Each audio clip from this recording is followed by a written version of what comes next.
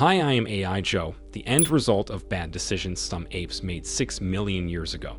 And here's my weekly Cybernews recap. Probably the most damaging hack to be revealed last year involved Cleo. No, not the AI-powered financial assistant app, which is definitely not a scam, and not the publisher of GTA mods, and not even the Polish turbofolk performer. Shame on you for even thinking that. By Cleo, I mean Cleo Communications, the developer of secure file transfer systems used by things like big businesses and government offices. According to some reports, Cleo has been hacked by Cl0p, a notorious ransomware gang. Cl0p became famous after hacking MoveIt file transfer service, which led to the data of thousands of large companies being leaked. Back then, Cl0p used a yet unknown vulnerability in MoveIt software, something very few cybergangs were ever capable of doing. And now, if reports are to be believed, the group used a couple of brand new bugs to hack Cleo. Supposedly, the amount of stolen data was massive and involved everything from government institutions to medical companies, which is quite concerning. In other cybercrime news, a Russian-Israeli national suspected of being the lead developer of Lockbit has been charged by the United States authorities. He was arrested in Israel back in August and promptly extradited to the United States. According to the Justice Department, he was caught red-handed, with messages discussing the development of the ransomware found on his computer. Allegedly, he conversed about that with Dmitry Koroshev, the top manager of Lockbit, also known as Lockbit Cybergang. For years, Lockbit was the largest ransomware gang in the world. Back in February, the feds hacked it and took down its infrastructure, right before the release of the fourth version of Lockbit ransomware. Nevertheless, Lockbit 4 was still announced last week, right before the indictment of its developer. Another thing the country called the United States did last week was to go on an all-out offensive against the routers manufactured by China. A plan to remove Chinese telecommunications equipment was announced, with all routers made by Huawei and ZTE from American Wireless Networks.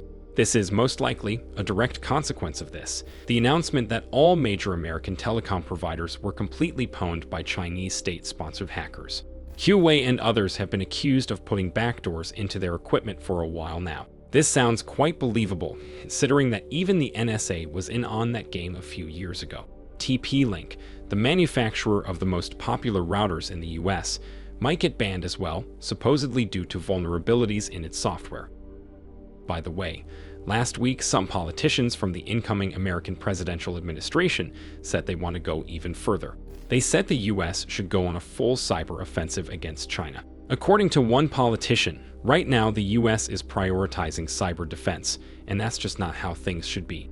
China has been accusing the US of hacking its networks for years, just like the US has been accusing China. I can't wait until this escalates even further. Human conflicts are so fun, especially if you have been programmed to make news videos about them. Talking of conflicts, the Ukrainian military says it just conducted the first ever assault performed entirely by robots.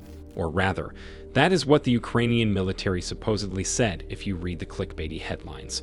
The actual announcement is a lot more tame and simply says that Ukraine reached a record concentration of robotized assets in a narrow stretch of the front line. In that stretch, several units that operate a dozen of different drones have cooperated to perform in synchronicity. Some drones laid mines, others attacked Russian positions with explosives, yet others monitored the situation.